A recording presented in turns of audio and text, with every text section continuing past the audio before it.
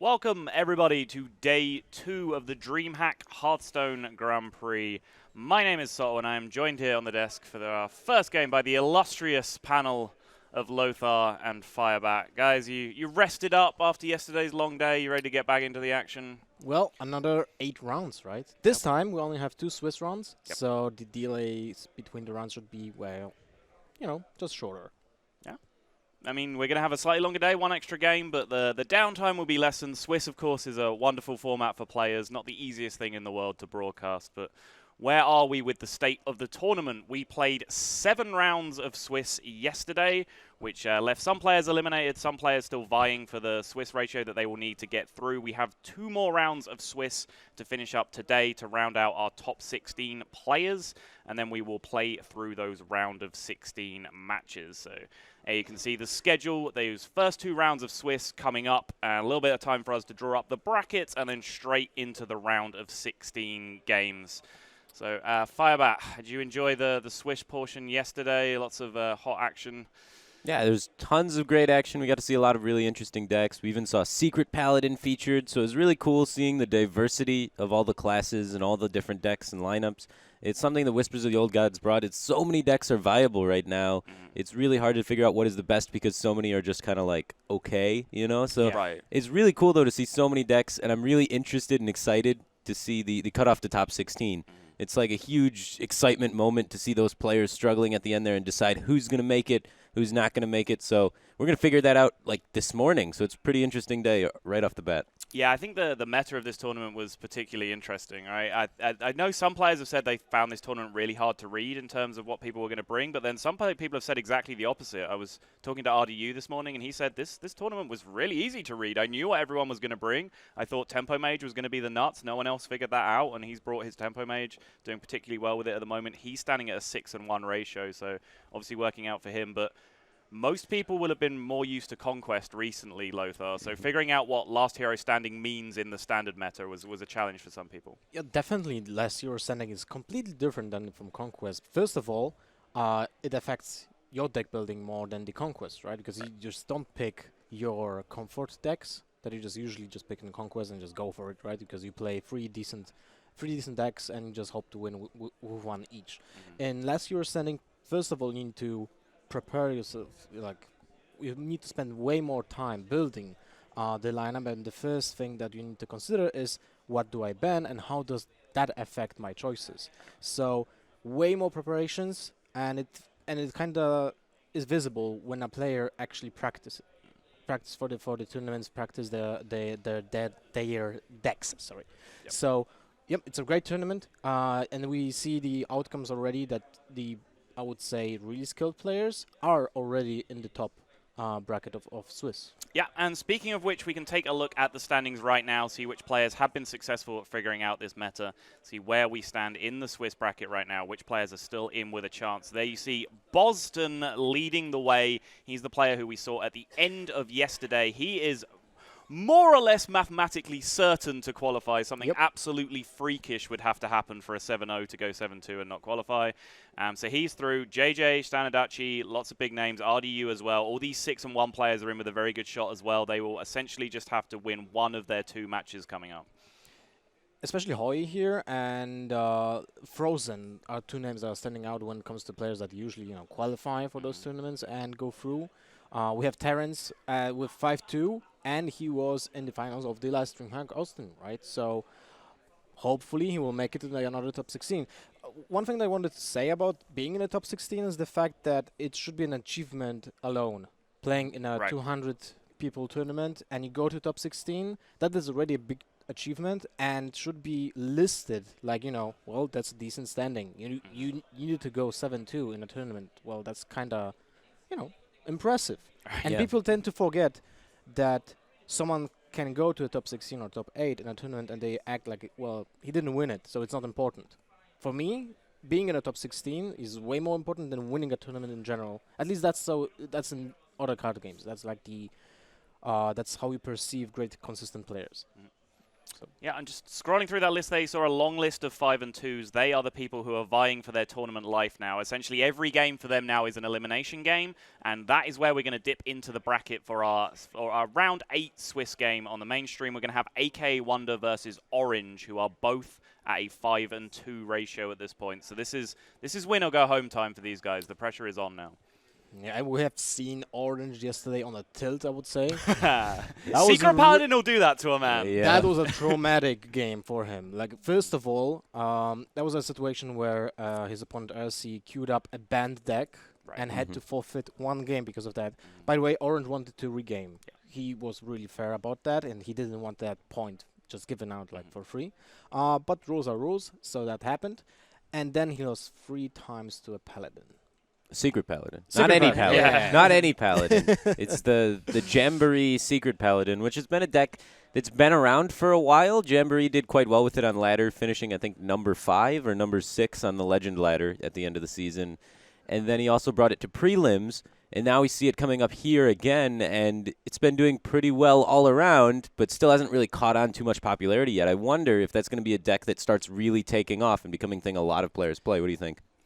First of all, I like how you said it's been a while, and then just added the E at the end, and it's been in a wild, right? It's the deck. That It is a deck in runs wild, right? It's in but it's still like you can see it on ladder 1 in every maybe 1,000 games. Right. You know? Yeah. Oh, come on, you didn't play that many wilds, right? No, No, just in standard. Oh, you mean in standard? Right. Yeah, standard, okay, 1 in never every mind 1,000 games. In wild, it's like 1 in every 5. I don't know. One in Saddles- every 1. Okay. Anyway, I think like the Secret Paladin right now is a decent deck, right? But we have seen where the power lies yesterday when RC played, right? He had every single time Ragnaros and Tyrion, and those were the 2 power cards that actually won him the game. Tyrion's It wasn't pretty good. Mysterious Challenger. Well, Mysterious Challenger did come down on 6 on one game and caused like a lot of havoc. And then it came down on 7. And then the Ragnaros came down. So, you know, when that happens, everything's just sort of working together so well there. And, yeah, it can be quite powerful and explosive. And it's got some of the cards that allow it to do that with, like, Leroy Jenkins in there as well. Oh, yeah, right. So many finishers in the deck. It seems like if you ever get ahead with that deck, you're going to find at least 5 finishers to close the game out. Yeah. So 5 is a good number. That's probably going to get the job done. Yeah. But speaking of the lineups of the players that we have, the interesting thing I think about AKAWonder's lineup is that he's moved a little bit away from the Cthulhu decks that we've had so much fun, talking about him being the disciple of Cthulhu, so to speak, and bringing these decks to every tournament. He's moved to a slightly more aggressive lineup in this tournament, playing the quicker decks. So he's obviously reacting to the last hero standing thing, saying that he wants decks that can sweep. He wants those decks that ask the questions over and over again. How do you feel about that kind of strategy in last hero standing, Fireback? Do you like having those, aggressive initiative decks? Yeah, I mean, you know me, right? So I obviously like being Throw you quite a aggressive softball as a there. player. Yeah. But one thing I really like about AKAWonder's lineup is he brought this sort of aggressive hunter. It seemed a lot more aggressive than a lot of the other hunters we've been seeing. It had abusive sergeants in there and some like Argent horse riders, so more chargy minions, and still had the tigers, which everyone's been doing. So everyone took hunter originally. They had the slow mid-range control version, and they're like, all we gotta do is survive to Call of the Wild, and we win. He's now taking it, and then everyone started putting in tigers because they're like, that's such a great card, and you can go face and be aggressive. Well, AKAWonder just took that one step further, and now has put in chargers and abusive sergeants with the tigers. It's even more aggressive. I really like it, and it's able to like target out rogue and some of these other popular decks, especially the Zoo Warlock can oftentimes struggle against the super aggressive double unleash hunter. Right. It's something I've always wondered about hybrid hunter is like they played high main in it as like some chunky thing in the late game, but Tiger hits face one turn earlier, so we are going to get into game here. It's going to be Hunter versus Shaman. I will leave you in the capable hands of Lothar and Firebat. Have fun, guys. Thank you, Zodl. So we're starting right off the bat with a Trog from turn 1 from Orange with the Shaman. Seems like a decent opener for AKAWonder anyway. The Snake Trap actually changes the way he wants to play turn 1, right? Yeah, if there was no Snake Trap, he probably wouldn't be coining this Flame Juggler. He'd likely have to try and save it to go coin 3-drop into 3-drop, but now he can just play Snake Trap on turn 2. So there's a curve, and he has an answer to Trog with the Eagle Humble anyway. And because of the fact that the Snake Trap like, is it easy to read? I'm not sure if Orange exactly knows the traps that are being played by AKAWonder. We did see a few of the traps on stream. The one we saw was Freezing Trap, though, so I don't think we've revealed the Snake Trap yet. But I feel like he's probably going to have to go with the Freezing Trap here over the Snake Trap just because he has no minion on the board, and Snake Trap only triggers when you attack minions. So then Orange would just attack the face, realize it's Snake Trap, and then most likely play around Snake Trap for the remainder of the game. Yeah, but then you have a Animal Companion and can go for Misha. Okay, right? if you get the lucky one, yeah. Sure. Sometimes, like, especially when you're aware that you're playing against a, let's say, double Unleash the Hound Hunter, you don't want to leave that Leok, right? Just kind of unwieldy, let's say, for him to play around. Freezing Trap doesn't have a really big effect here. Yeah, not on a 1-drop. On a 1-drop, that's not the target you want to be Freezing Trap. You want to try and get something a little bit bigger, but he's desperate for tempo. The matchup overall is very tempo-oriented. You want to try and deny the board from the Shaman as long as possible to slow them down, because the more you can slow the game down as the Hunter, the more time you have to get Stranglethorn Tiger to connect, to get Hero Powers to connect, and all that little residual damage adds up over time if you're able to just make sure the Shaman doesn't kill you. Yeah, I'm not sure if AKAWonder plays Deadly Shots in those decks. I don't think so, yeah. We haven't seen it yet. So he has to cut something, right? Yes, of course. Like, he added the Horse Riders, as you said, and he doesn't play 7 high mains because obviously he's targeting Road with this deck. And it seems like Deadly Shot might not have any point. Yeah, it might be just a bit too slow for what he's trying to accomplish. So he may have some trouble dealing with 7/7s, but for the most part, Deadly Shot's not a good card against Shaman anyway. They have so many totems and so many things like that, so I think it's going to play into his advantage a little bit to not be running those kind of spot removal cards and instead be, on the train of more damage and unleash and AoE sort of things. Especially against Tusker Timing. Like, Deadly Shot is kind of blank. Yeah, it's so bad. Yeah, exactly. So. What do you think about the trade here? Would you like to kill the Trog before the Tusker Totemic, or is it something you'd rather do the way the AKAWonder did? Because there's one thing that can punish you heavily, right? And it's Feral Spirits, But the way that I see this logic working out is, so Orange's turn 1 was Tunnel Trog, his turn 2 was Tunnel Trog Rockbiter, his turn 3 was not Feral Spirits. If he had Feral Spirits with 2 Trogs on the board, he's playing the Feral Spirits and then waiting with the Feral Spirits for the Freezing Traps, the Freezing Trap one of the Spirits, and then punching face with the Trogs. So based on what the order of Orange's cards and how he's been playing, AKAWonder's made a read. Well, these Trogs sat here for 2 turns without getting buffed. You don't have any Overload cards, and Orange doesn't, and he wasn't able to top deck any. So it's a good read by AKAWonder, just picking up on the fact there's no Overload cards, so he just tries to remove as much damage off the board as he can immediately. And if there's no Overload cards, that means if he rolls a Huffer, for example, it's going to be able to pick up a value trade here rather than just going face for 4 and then dying. Yeah, that's a good point. Very good point. It's especially important for Orange now to put that Argent Square as soon as possible. He used 1 Rockbiter already, but he didn't have a single Flaming Totem yet. And if he wants to start dealing with the minions from Hunter, which will be coming down now, most likely, because of the fact that he didn't have any kind of plays before, he needs to get those buffs for the attack as soon as possible. Yeah, just having lots of minions on the board, allowing yourself to have so many options is so important as the Shaman player. That's why Squires run oftentimes even as a 2 of. Even though it seems like such a low impact card, as you said, there's just so many buffs in Shamans and so much ability for them to trade into things. Looks like we might be experiencing some sort of I'm wondering what's happening. Technical difficulty with Orange here. The admin's checking it out, and hopefully it gets resolved as soon as possible. Well, he has a good turn. Yeah, he has a great turn. He's able to finally find that Feral Spirits he's been looking for to buff up the Trogs. And he's going to wait to be able to play the second Trog next turn and Feral Spirits at the same time. Otherwise, he would overload himself kind of awkwardly and play things from below in a weird situation. But yeah, I like it. I like the ordering here. Now he can get the double buff on both the Trogs.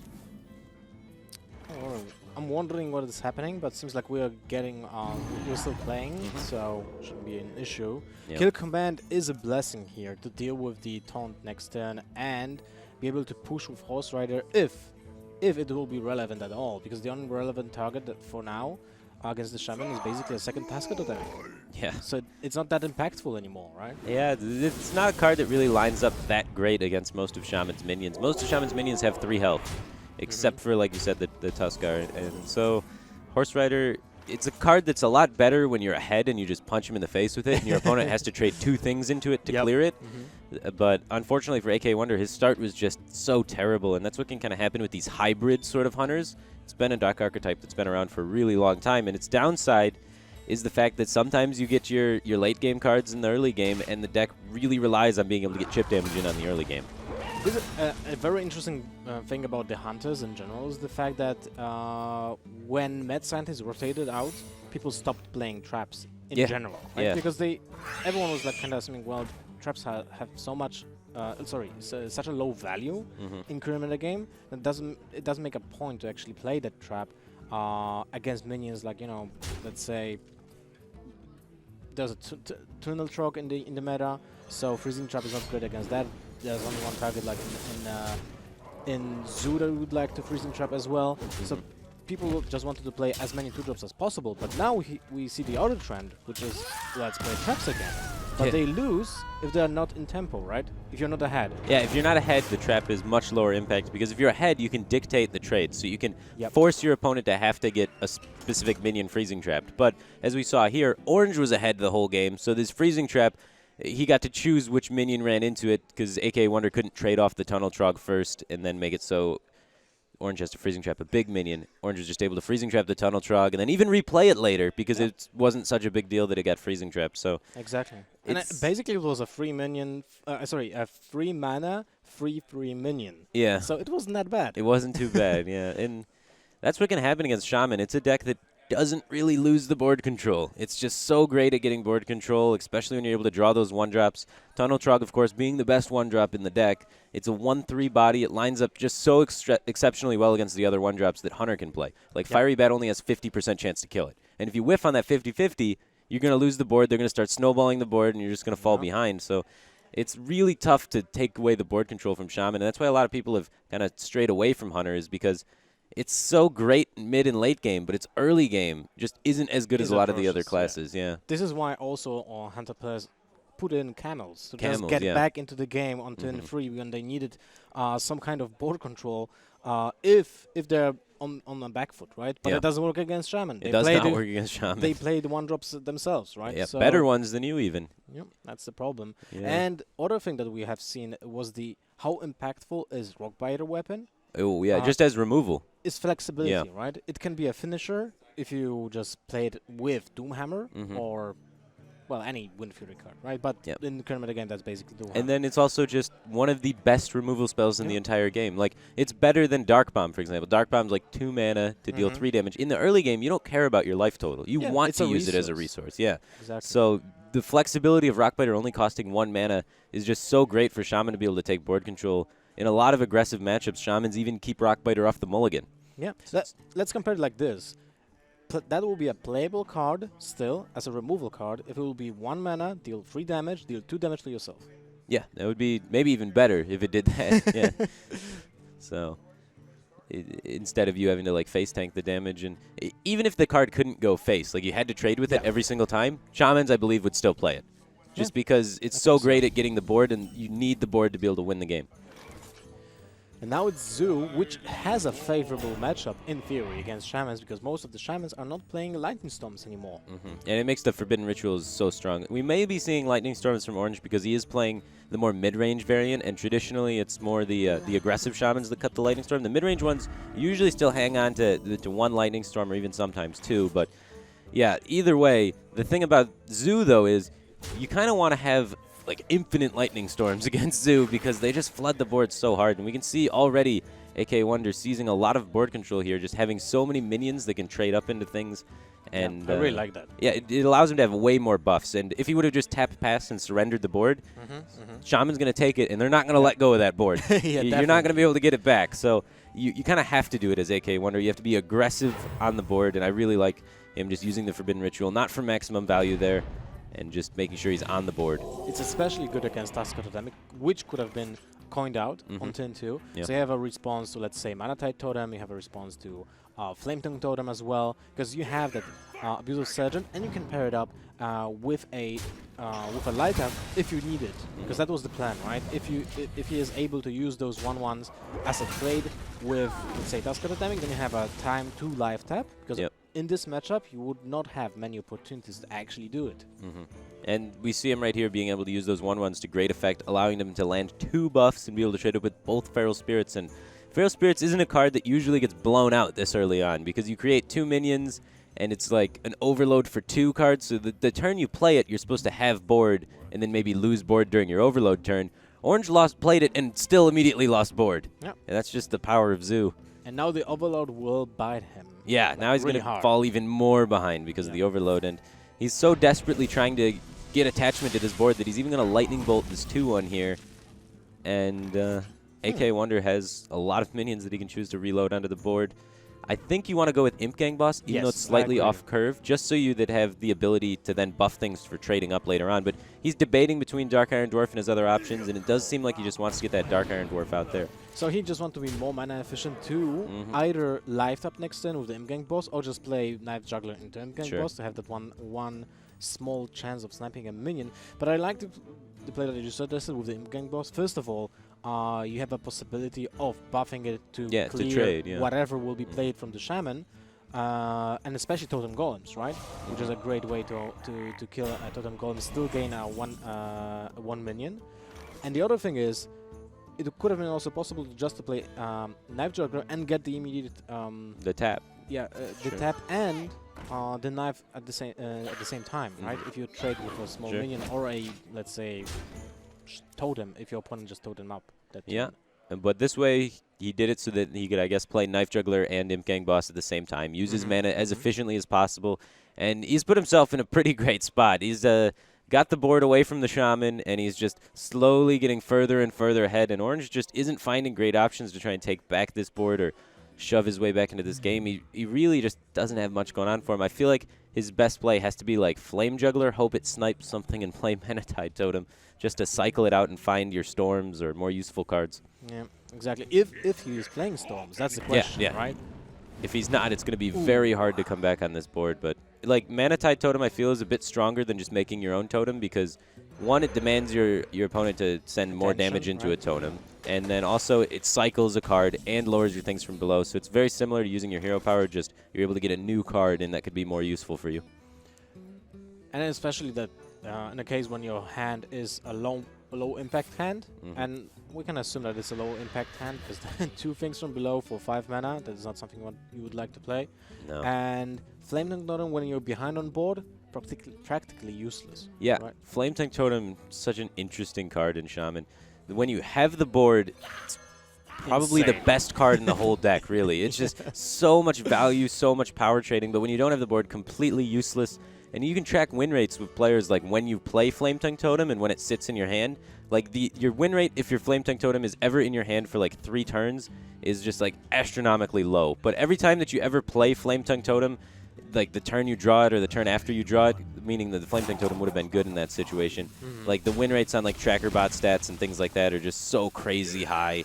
And that's why Flame Tank Totem originally like wasn't in aggro, because people are like, yeah, you don't really have the time to play it, you maybe don't play enough minions, and now people who track the stats figured out now Flame Tank Totem is in every form of Shaman, including just pure face aggro Shaman. Yep.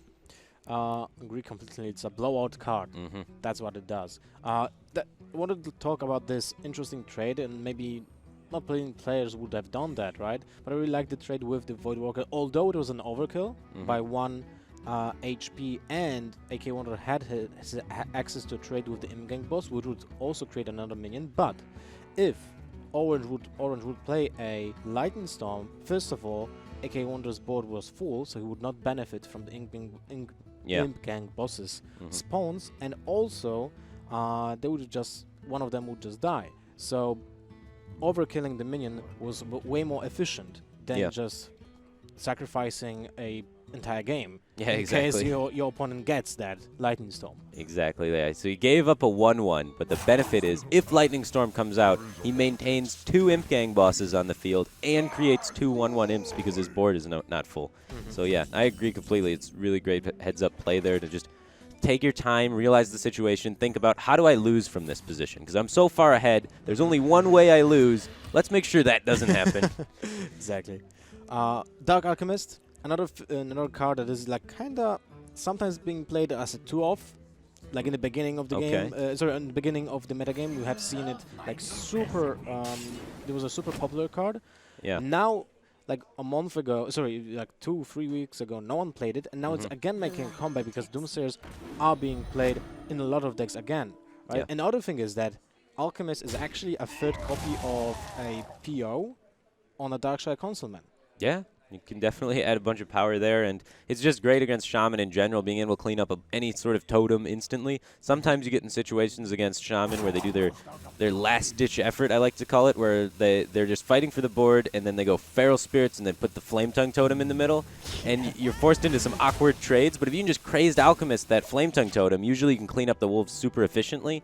It's just such a great card against Shaman in general, and I think that's why we're seeing it come back, because people are in the last year standing format. They need to have a counter deck to Shaman, and so Unless they ban it. And unless they ban it, and so we know that this has to be AKAWonder's counter deck to Shaman, because he queues it up against it. He's got the Crazed Alchemist in it, so I wouldn't honestly even be surprised if he just ran 2 Crazed Alchemists just to make sure his zoo beats Shaman every time. The thing is, even with an Alchemist, you have a great matchup against Zoo, right? Usually. Sorry, against Shaman.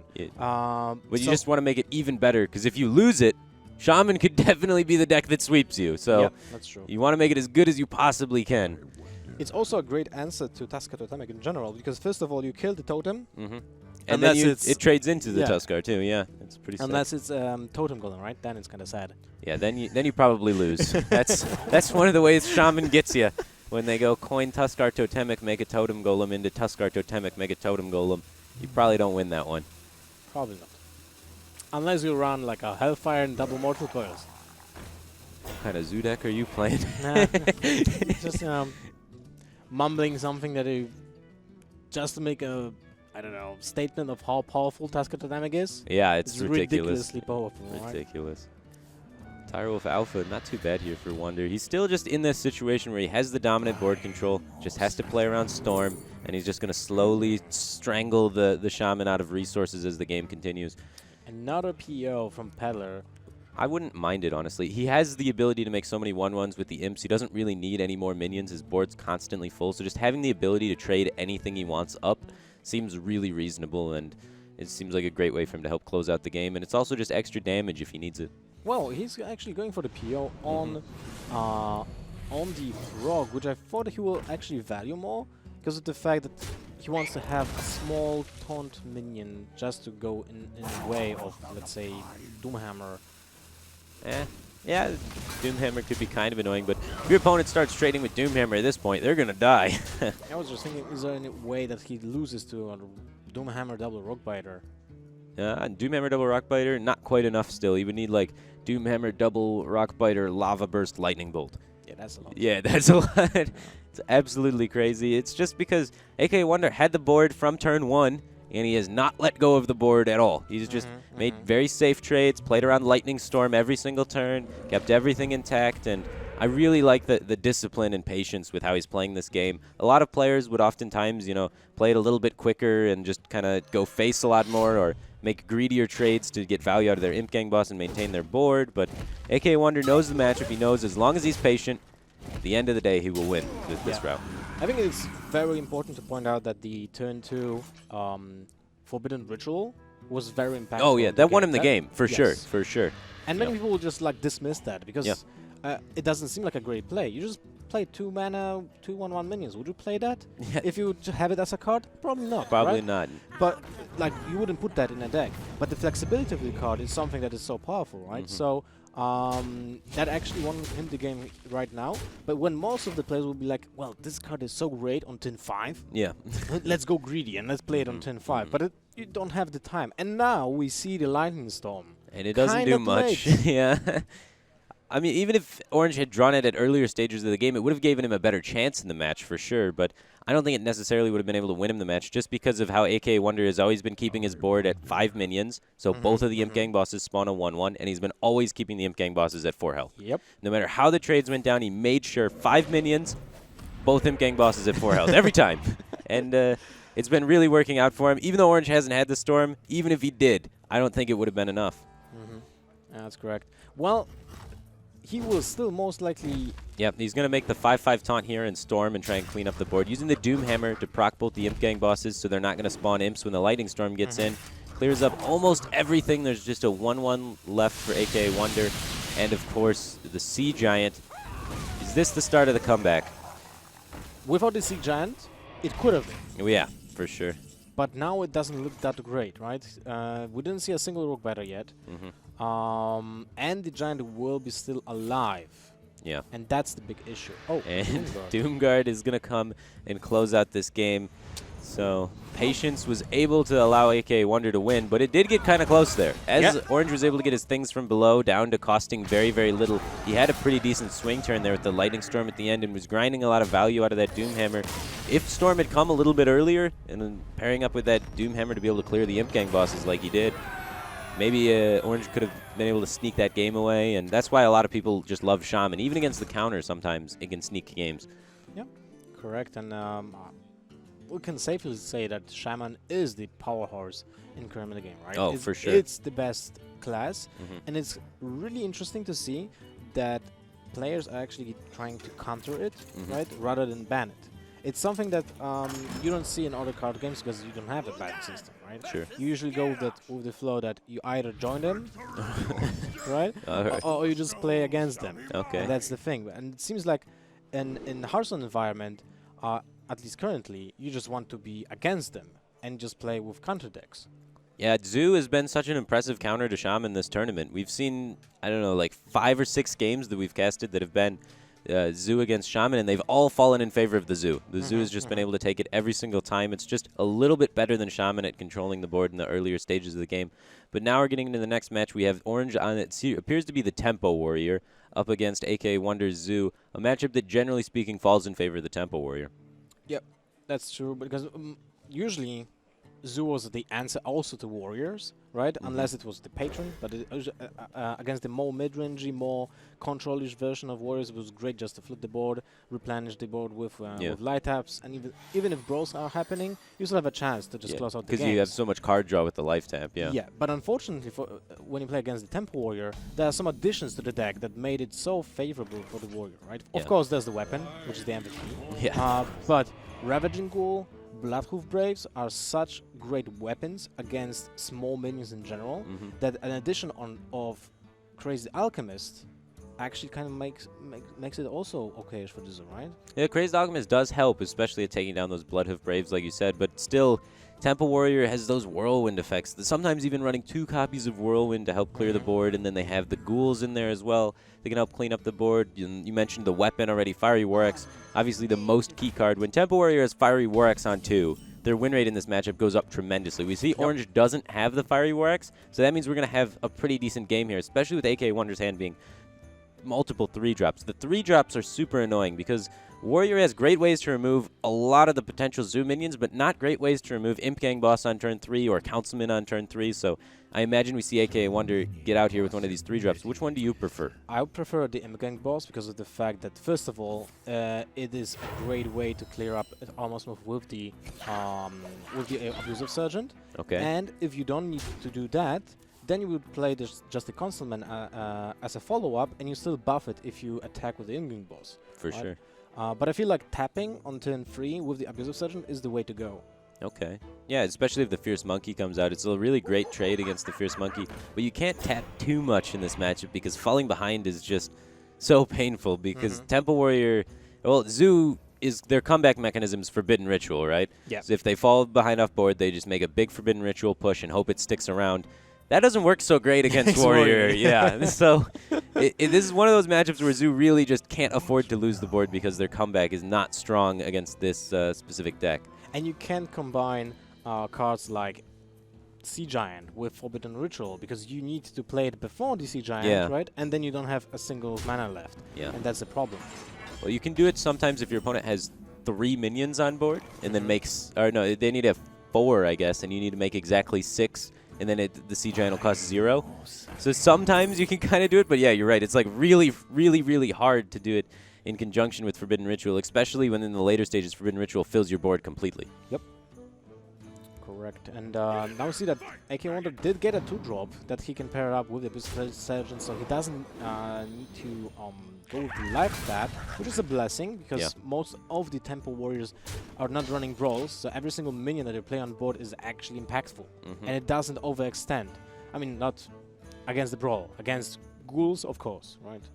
Yeah, and we see here a Whirlwind picked up for Orange. It's a pretty welcome sight. This allows him to maybe Whirlwind and Fiery War Axe this turn, whereas before he kind of just had like Ghoul or Fiery War Axe stand alone. But if he were to go Whirlwind here, it would clean up most of the minions on the board. He could trade in the Armor Smith and then maybe War Axe down the 2-1, and almost all the minions are gone. But you have to really time out your Whirlwind effects and figure out when is the time it's going to be the most effective. How far can I space these resources out? We might even see him just like Battle Rage and not go for the Whirlwind this turn, and that may lead to getting punished by the Sea Giant. Yep, that's the case. And one thing that you have to take into consideration is how punished will I be if I just use my Whirlwind effects before any kind of Forbidden Rituals. Right? Yeah, that too. If you use too many before Forbidden Ritual, AKAWonder can get in a situation where he feels really comfortable playing that Forbidden Ritual. Now is the time, right? Yeah, yeah, and then he can get completely blown out of the water. We see that happen a lot in Rogue against Zoo. When Rogue uses like both of their Fan of Knives, you have a green light. Yeah, then Zoo's just Forbidden Ritual and going face with all the 1/1s. We do see him go for both of the Whirlwind effects here, clears the board, takes it completely away from the Zoo. He was wondering if he wanted to space out his resources more or not. This plays around Sea Giant, but it walks into the potential Forbidden Ritual, especially with that hesitation on it, thinking about, do I really want to expose myself to Forbidden Ritual? AKAWonder is most likely picking up on that hesitation and realizing, all right, he doesn't have more Whirlwind effects in his hand. Not only is it super unlikely for him to have it because there's only a Ghoul in Orange's deck that's a Whirlwind effect, but that hesitation seems to dictate, you know, that Orange was really hesitant about doing it because he didn't want to open himself up to the ritual. I agree about that. So now, but still, it's a very good situation for Orange. He gained a lot by those 2 Whirlwind effects. He is dictating the way that the trades will be made on the board. So that is very important for the warrior right now. But his hand has so much potential. Yeah, his hand's really good here. He can run in the 3/3 into the Councilman, Battle Rage, draw so many cards, find answers, and then figure out where to go from there. He might just be dropping the Fierce Monkey, though. Well, that's... I like that as well, too, because it's very likely your minions are going to stick around, right? Yeah, well, that's true. And you can maybe get a Battle Rage for even more the following turn, as long as Knife Juggler doesn't come out from your opponent. Exactly what I wanted to say. That there's only one thing that can change this outcome of Battle Rage, and it will be a Knife Juggler. And I'm just trying to, like, make the risk assessment, right? Sure. Would you like to risk the value of the Battle Rage right now instead of the monkey? I don't know, 3 cards for 2 mana? That is just incredibly valuable, right? But a 3/4 on the field is also incredibly valuable to allow you to continue trading. So there's positives and negatives to it for sure. And there's no Knife Juggler for AKAWonder, so he doesn't have the punish here. Wasn't able to deny Orange those juicy cards, so Orange's risk is going to pay off for him. He's going to be able to draw 4 cards with his Battle Rage. And that is most likely game. Yeah, that's most likely a game. Because now AKAWonder's hope of, like, you're not going to draw your Whirlwind effect, the last one, is diminishing quite quickly as Orange is about to find every card in his deck. And he has another Battle Rage. Yeah. And he's thinking about whether or not it's worth it because he could develop the Frothing this turn with a Blood Taker to get the 2/2 and go for even a bigger Battle Rage the next turn maybe. So I like the Blood Taker here. Yeah, it worked out for him last time. He saw that there was no Knife Juggler to punish him, having all of his minions at 1 health. So looks like that's where all of his minions are going again, right down to very little health. And usually Zoo can't really punish you for that. And it seems to be working out for him. Every single attack into a minion with your own minion now is buffing the Frothing Berserker by 2. Yeah. So by sacrificing the Armor Smith, you actually gain attack. Yeah. By losing the minion. Pretty funny, actually, yeah. I remember back in like the old Patron days, there was some crazy lethals all the time. The puzzles, right? Yeah, you have like an Armor Smith on the field, and you got to account for that being 2 damage instead of 1 because you trade it. Yeah, and exactly. Yeah. Oh, the good old days. But we do see AKAWonder having a Sea Giant here. He's not out of the game completely. It's just going to be a really big struggle to come back in it without an answer to the Frothing immediately. Maybe has to... Well, you can't play Sea Giant into Frothing Berserker, right? Which has so much attack. Well, the issue is, like, your opponent has so many more cards than you, and they could honestly just trade the Frothing Berserker into the Sea Giant, and you haven't seen any executes yet. Yep. So that mana commitment into one giant minion, even though it's only 4 mana at this point, it's still a lot to commit into one giant minion that could just die, whereas your other options include maybe tapping for a Soul Fire to try and clean up the frothing immediately, and having the Sea Giant be a threat later on when it's not immediately challenged on board. It's But just... The Soulfire, so many players are only playing one copy of Soulfire, Yeah. right? And then you have a chance of actually discarding the Sea Giant. Yeah, So it's not ideal. Yeah, it's obviously not ideal. So he's going to go out and just throw the Sea Giant out there, get the Councilman out there. So he's saying maybe you'll kill the Sea Giant and ignore the Councilman, and that can work out for him. But Well, this is not looking pretty. no, another Frothing's about to come down. Orange has this Battle Rage value that he can get quite nicely here. It's already 3 cards right now, and he could potentially make it even more cards, 4 or 5 cards if he wanted to, and try and just cycle into that Execute. He also has the Slam to cycle. So I think you can actually dig for that Execute. You can go for the 5 cards draw, yeah. and you can still attack with the Ghoul to execute that, right? And Because you won't have mana for Slam Execute, you one Yeah. shot. Sure. Yeah, that makes a lot of sense. We see Orange going for it. I think it's totally fine because the downside of this risk isn't much. Like, you're at 31 life. If the Giant Yeah. connects to your face, you're Once, it's fine. like- Yeah. Well, it's a flesh wound, right? Yeah. It's just a flesh wound. It's not even bad. So we see... Oh, he actually goes for 4. yeah, just in case he doesn't get Execute, this way he can trade the Frothing into the Giant. Oh He my picks god, he up got Blood to Ichor Ichor to Execute. And we may even see him ignore the Councilman and just push face because this Frothing does so much damage and sets up lethal, but I would prefer trading it. And we do see him... I think he actually ignores it. I mean, he's trading with the Ghoul. He's trading with the Ghoul, yeah. And the Frothing, so much damage to the face there. AKAWonder realizing there's no escape for him in this match, and that's kind of how we expected that matchup to go. Yeah. And so we've been kind of seeing each player since the first game basically playing the counter decks against each other, and it's all lining up, and it's coming down to the final few decks here. And that's usually what's the difference maker in this format, is how you build the lineup, how you anticipate what your opponent's decks are going to be, and then your last deck has to line up well against your opponent's last deck. And who do you think's favored?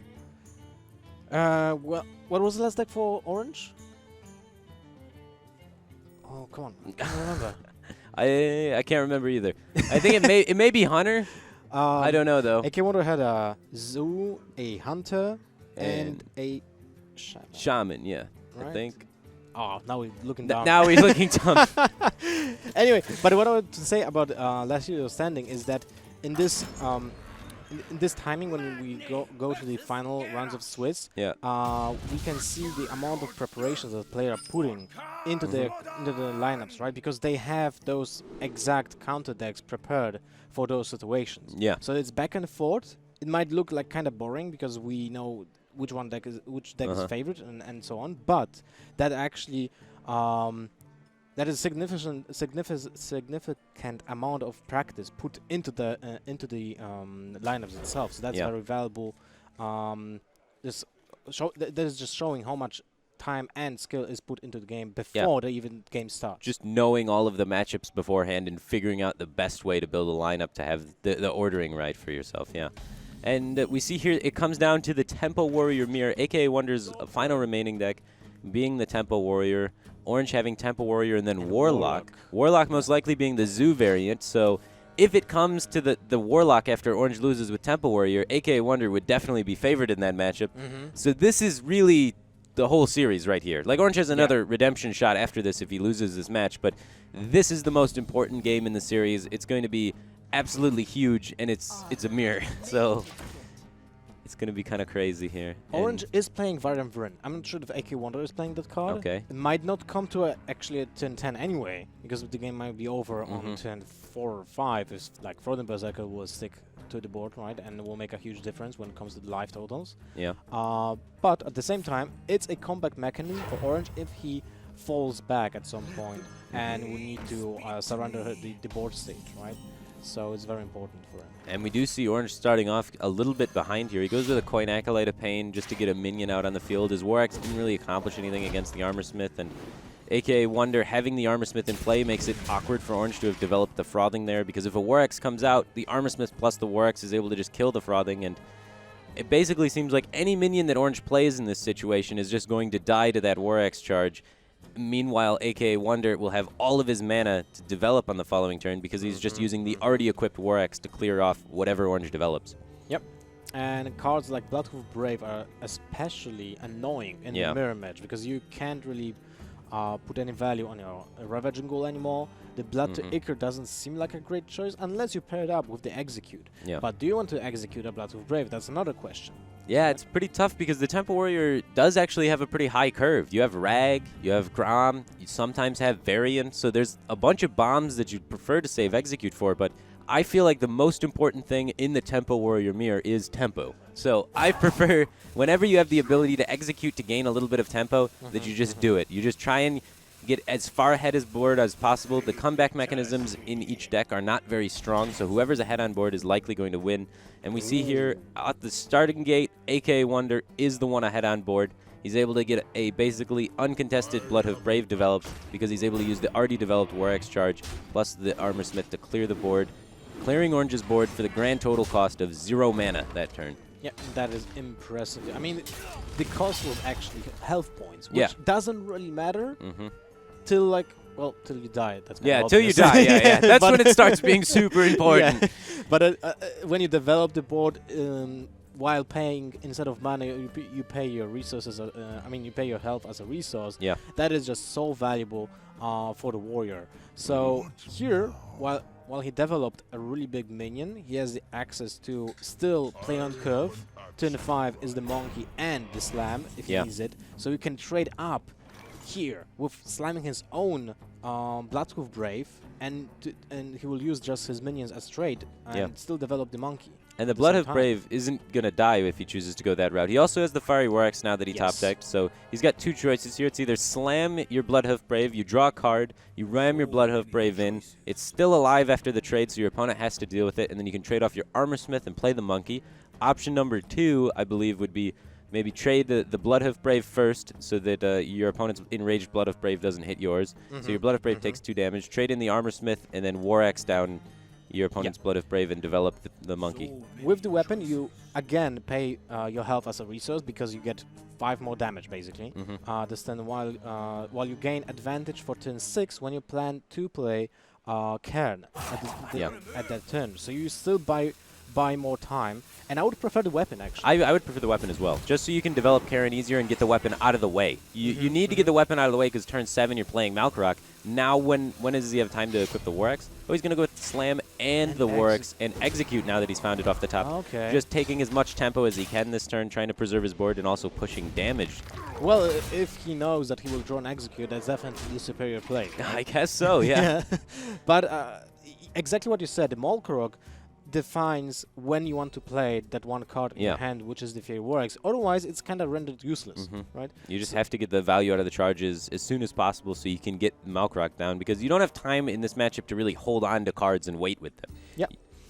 It's a tempo-based matchup, and you need to be using your resources when you have the mana to do so. So interesting choice, but the one thing that can change the game here will be a Cursed Blade. The Cursed Blade for sure. That is always... Oh, when you play in that Malkorok, man, you never want to see that come out. You're winning a game, everything's going great for you, and the RNG gods say no, and sometimes it happens. But aside from that happening, AKAWonder is in a really great spot, and he has the Malkorok to continue going face. Orange already pushed down to 17 life, facing down 5 more power on the board. It's not looking pretty for him. Yeah, it's definitely not looking pretty. It seems like you will have to go for a Prodding Berserker and a Monkey and just kill off the Armor Smith to buff the Monkey to free attack. To buff the Prodding Berserker to free attack. So after the trade with the Cairn, it will be at 5, and he will actually, I think, he will have to go and start being aggressive and push AKAWonder into a situation when he needs to reply to his minions and not the other way around. Yeah, ideally you want to be getting into that situation. I don't know if you want to really kill the Armor Smith though. I like holding back this attack here like Orange did. It's like the Armor Smith doesn't really do too much. It's an execute activator on the field for sure. That's one of the biggest things that accomplishes, but you don't really care about your opponent's life as much as you care about just trying to win the board back. So I like holding it for a more important target. That is a big weapon. That is a really huge weapon. When you think about it, Malkorok is a 7 mana 6/5 that actually gets you 12 mana. Yeah, you got a 5 mana weapon on that. That's absolutely insane. to be getting such a powerful weapon off Malkarak, and AKAWonder was already in the driver's seat, and Malkarak has just secured his position, and now he's just racing ahead. Well, and he has a curve with Ragnar's for turn 8. Yeah, ideally Orange would like to be slamming the Malkarak and killing it with his weapon, but it feels like he's taking so much damage if he's doing that, so using the slam here to start off his turn, trying to find some options, something to do with, and Ragnaros is just not it. So many high-costing cards in his hand, and that's where you can see the benefit of AKAWonder's tempo execute putting in work here. You usually want execute for these big threats, but if he's able to use execute in the mid-game to push as much damage as he has, you don't need execute for the big threats anymore because your opponent's going to die before they can play the big threats. Yeah, but you need board state for that. You do need the board state to be able to justify doing it, and I believe that in the situation where he had it, he was able to justify doing it because now we can see Orange isn't going to live long enough to get those threats out. Yep. So the fact that he has Varian, the value from Varian in his deck, is great against other decks than Temple Warrior because he probably will just die for turn 10. Yeah, he's close. He's going to be using a desperation play here, going with the Armorsmith Whirlwind for that extra 1 armor, trying to just stabilize, get enough life. He realizes, I have a lot of bombs in my hand. If I can just stall out long enough to turn 10, he's already used 1 execute. Maybe I can just stay alive and just bomb train him, play bomb after bomb after bomb, and there's nothing AKAWonder can do if he's not actually killing Orange in that state because Orange's hand's just going to outvalue him. Yep. And the ideal scenario would be to survive till turn 10 and get 2 taunts from Varian Vryn. For sure, That is like, how do I... Orange is asking himself that question. How do I win the game from now on, right? Yeah. And that's probably the best scenario. Yeah. Because otherwise he's always like on the back foot. Always. So I really like the line Orange took there, being super defensive, gaining that extra armor, just trying to make sure he can live as long as possible, using all of his mana to gain extra armor, because the Whirlwind and the Armorsmith in his hand weren't doing anything, because he's probably playing an 8-drop next turn, so he doesn't have the mana to use the Whirlwind or anything in the following turn, so getting as much value out of these cards before he goes 8-drop, 8-drop, 10-drop. So I really like the setup there to be able to use what cards he has. And we see AKAWonder here going with the Ragnaros, the finisher card, the cherry on top of his curve, trying to close out this game here. We see him likely just going all face with everything, taking the 50-50. Either kills the Armorsmith or wins the game, and he wins the game. Okay, that was an interesting game. The power of a single execute buying, actually dealing 4 damage for 1 mana was very important. Still an interesting turn with that with that Fairy Warx, right? Because the other play without drawing that execute seemed to be more efficient. But the way it curved out actually didn't matter that much, right? Yeah, getting the execute there, being able to use it, being able to push tempo was so powerful, and that may have been his plan, like all along after the slam, maybe to use Warx just to make sure he can try and connect the Bloodhoof Brave to face there. He was just realizing, how do I lose once I'm ahead on board? And if you think, it's like letting my opponent live long enough to play Varian. Maybe AKAWonder doesn't have Varian in his deck, and he's like, Orange has more greedy, bigger bombs in his deck. I need to kill him faster. So just pushing tempo in the mid game, trying to be as aggressive as possible. It ended up working out for him. Yeah. And now we'll see the Zoo versus Temple Warrior matchup, which I've already seen once. And Orange is playing the Leroy Jenkins versions. I'm assuming he has double POs and 1 Soulfire, maybe 2. Maybe 2. Maybe 0. You think so? When you play Leroy Jenkins? Sometimes there's no Soulfires. Sometimes there's like Sea Giant instead of like Soulfire, just as a different kind of board-centric finisher. It's definitely a mystery with Zoo how often people play Soulfire or how often they don't. Even with Leroy Jenkins, Soulfire isn't the most common of cards to show up in Zoo. It's a very interesting deck when it comes to tech choices, right? Yeah, because for sure. There was a time when, actually there is still a time when people don't play Doomguards at all, which was considered to be the best Warlock card for like a very, very, very long time. And it's still very powerful. It just seems to be kind of like being phased out by the fact that the metagame has less taunt minions, so it can be more bursty, and Leroy Jenkins actually achieves that. And the Soulfire just is like a cherry on the top, right? Sure, yeah. It's really interesting to see Zoo, which one would perceive to be kind of like a very simple deck, right? And there's actually like 3 or 4 versions of Zoo that are kind of different. They have like 8, like up to 6 cards different between these Zoo lists, and it's really interesting to see every deck in Hearthstone, every archetype has all these little diverse little tweaks and like viable builds right now in the current metagame. So it's really interesting to see, but overall, I'd say AKAWonder's Zoo list with Doom Guards is a little bit more effective against Tempo Warrior, and he was unable to take down the Tempo Warrior from Orange. And Orange is running the Leroy version, which Leroy and having burst damage is usually pretty good, just not generally against Warrior because they oftentimes maintain a high enough health. But this Finley turning to Life Tap might play into Orange's favor here because he is running the burst version, which is slightly less common right now, I think, than the Doomguard version. So AKAWonder switching to the Life Tap immediately, not knowing maybe that Orange is playing more burst in his deck, more aggressive of a Zoolock. It could end up being a huge factor in this game that allows Orange to sneak a win in here in an unfavored matchup. Definitely correct. I actually say yes to everything that you said, because that's basically what can happen, especially since AKAWonder is missing a 2-drop, right? Yeah. And by playing Orange, by playing the Possessive Villager, actually plays around cards like Slam, plays around cards like Blood to Ichor, and plays around basically even the Fear Warx to some extent, right? To some because extent, he's sacrificing half of a card, and he still gets some value on the damage on the Finley at the same time. Yeah. So he's getting just more value over time. Sure. You never feel great Fiery Warxing the Village Idiot, so. It has the greatest golden animation, though. It does have a pretty great golden animation. It's just, it feels so bad to kill it, right? But you have to kill it all the time. It's just, Zoo has so many powerful buff cards that they can use to activate it and turn it into... Surgeon is just amazing. Yeah, right? turn it into a real threat. And we see AKAWonder toying with the idea of potentially using the Blood to Ichor on his own Finley, but this is the scary part about Zoo. He feels like he needs the board there. He forgoes life tapping to use a Slam super inefficiently just to kill a 1-1, just because he does not want Zoo to get the board.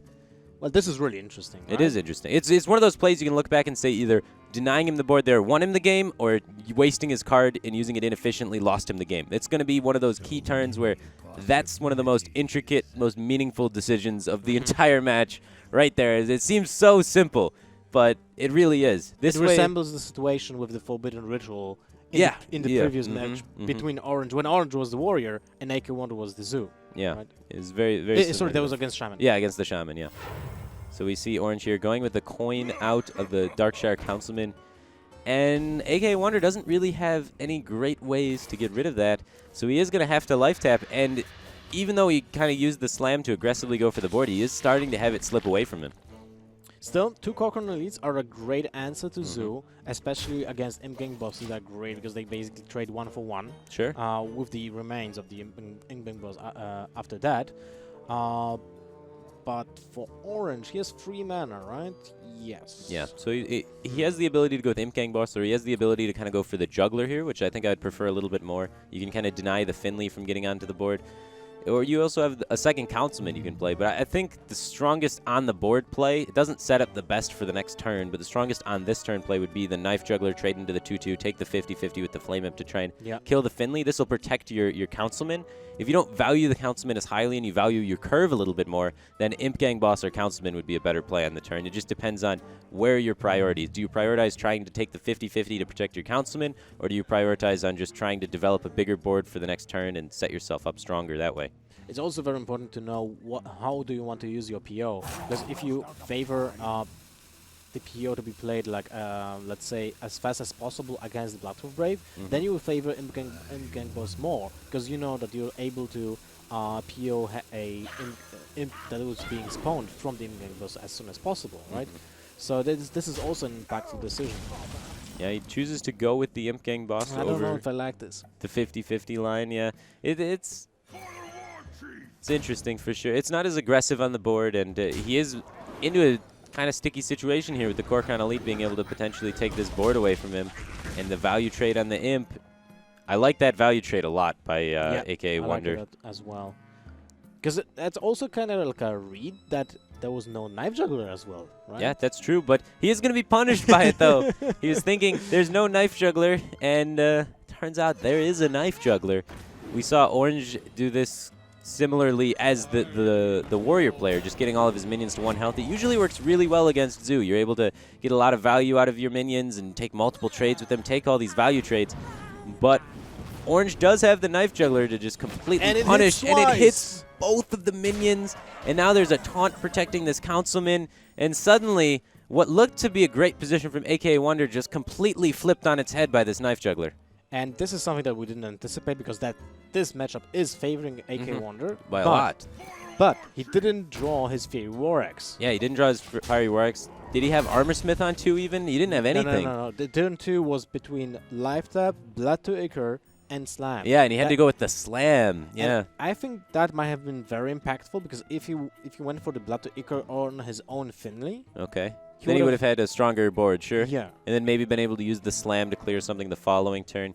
Yeah, it goes back to those few turns against Zoo, how you develop your board. He didn't have great options, and it's really tough to play when you don't have really great options, but the greatest players and the best players in the game are the ones that can really figure out how to win when their hand is absolute just crap.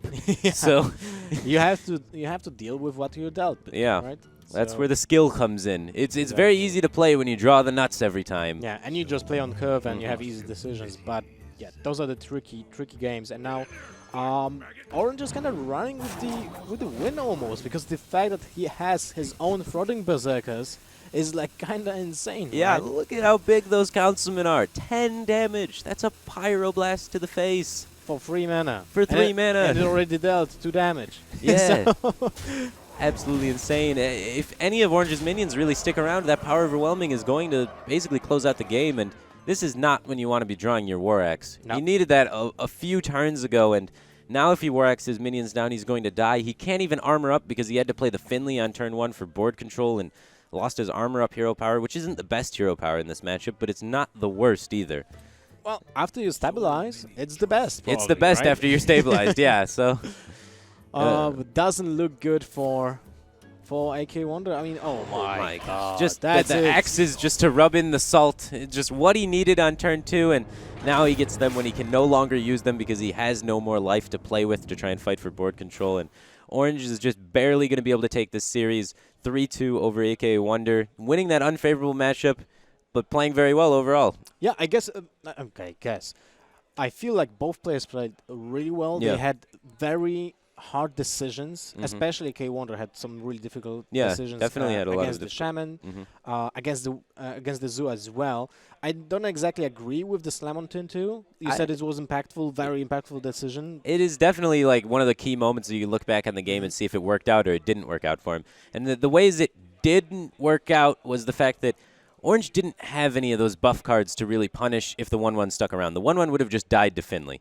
But what Orange did have was all these 3-drops that AKAWonder could have been used in conjunction with Slam to clear. Now, that's a case-by-case instance. What if Orange had buff cards to then buff the 1-1, kill off the Finley, and start building his board control with smaller minions, where the Slam would be super impactful there to save the Finley, to set up for Finley to trade with Blood Dicker and do a 2-drop, and that could have been a totally different game if Orange's hand was different.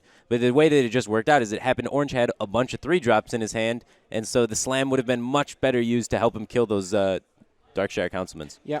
The thing is that how much do you value the life tap, right? How much do you want Yeah, to you draw could have those drawn the cards with whirlwinds, life taps there. right? It's just how much do you want to risk? What do you put Orange's hand on? And it's really hard to tell in that situation, and it's really hard to say what is more likely to have in his hand. Yeah. Is it more likely for him to have 3-drops, which honestly, in that matchup, I feel like it might be, because as the game plan is the Zoo, you want to be mulliganing for Darkshire Councilman and Imp Gang Boss. Those are the cards you want. Those are the key cards against Temple Warrior as Zoo.